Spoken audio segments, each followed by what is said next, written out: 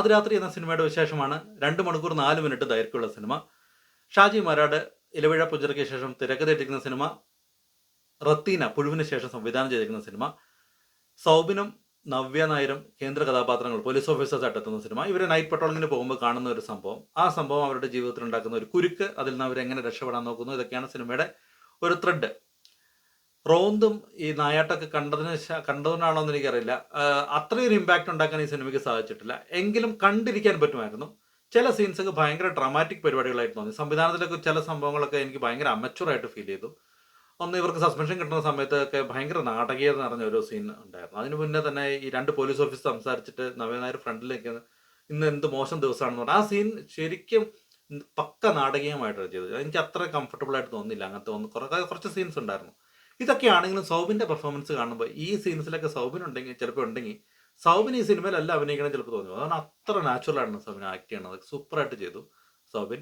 Navya Nair police ഓഫീസറായിട്ട് വന്ന സമയത്തുള്ള ആ ഒരു സമയം കുറച്ചുകൂടെ ഒരു പോലീസ് ഓഫീസറിൻ്റെ കുറച്ചുകൂടെ ഒരു പവർ കൊണ്ടുവരാമെന്ന് ആദ്യം തോന്നിയെങ്കിലും പിന്നെ അവർ കൺവിൻസ് ചെയ്തു പ്രൊബേഷണറി ഓഫീസിലിരിക്കുന്ന ഒരു പോലീസ് ഓഫീസറാണ്, ഒരു SI ആണ്. അപ്പോൾ ആ ആൾക്കൊരു പരിചയക്കുറവുണ്ടാവും. അപ്പോൾ അങ്ങനെ അത് കൺവിൻസ് ചെയ്തു, ഓക്കെ ആയിരുന്നു.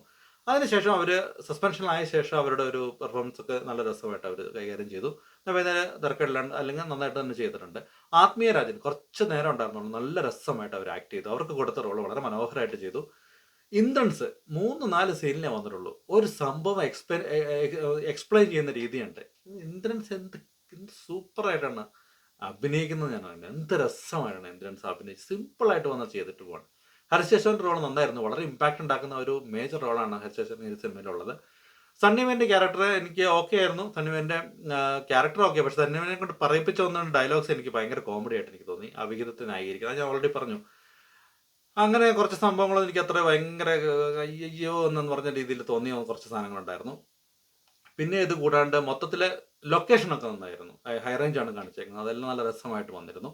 ഞാൻ പറഞ്ഞല്ലോ, ഒരു ഒഴുക്കിൽ കണ്ടിരിക്കാം. അവസാനത്തെ ഒരു 10-20 മിനിറ്റിൽ അയ്യോ അതിൻ്റെ നനഞ്ഞ പടക്കം പോലെ ഫീൽ ചെയ്തെങ്കിൽ പോലും അതുവരെ കുറച്ച് നേരമൊക്കെ അല്ലെങ്കിൽ ഇവർ ആ കുരുക്കിൽ പെടുന്ന സമയത്തും അല്ലെങ്കിൽ അങ്ങനെ കുറേ സംഭവങ്ങളൊക്കെ നമുക്ക് കണ്ടിരിക്കാൻ അല്ലെങ്കിൽ മുന്നോട്ട് കണ്ടിരിക്കണമെന്ന് തോന്നിപ്പിച്ച ഒരു സിനിമയാണ്. മുഴുമിക്കണം എന്ന് തോന്നിയ സിനിമയാണ്. ചില സിനിമകൾ എന്തുകൊണ്ട് ഇങ്ങനെ പറഞ്ഞെന്ന് വെച്ചാൽ ചില സിനിമകൾ നമുക്ക് ഇടയ്ക്ക് വെച്ച് ഓഫ് ചെയ്യാൻ തോന്നാറുണ്ട്. അങ്ങനെയൊന്നും തോന്നില്ല. അവസാനം വരെ നമുക്കിത് കണ്ടിരിക്കാൻ പറ്റുന്ന ഒരു സിനിമയാണ്. കുറേ ഇൻഡിവിജ്വൽ പെർഫോമൻസുകളുണ്ട് ലിഫ്റ്റ് ചെയ്ത സിനിമയായിട്ട് എനിക്ക് തോന്നി. മൊത്തത്തിൽ ഒരു വീക്കെൻഡൊക്കെ ടൈം ഉള്ളപ്പോൾ വേണമെങ്കിൽ ഒന്ന് കണ്ടു നോക്കാവുന്ന ഒരു എബോ ആവറേജ് സിനിമയാണ് പാതിരാത്രി. അപ്പോൾ കണ്ടു നോക്കേണ്ട വിശേഷങ്ങൾ അറിയിക്കും. മറ്റൊരു സിനിമയുടെ വിശേഷമായിട്ട് വേറൊരു ദിവസം വരാം. Thank you for watching my videos and thank you for all the support and by.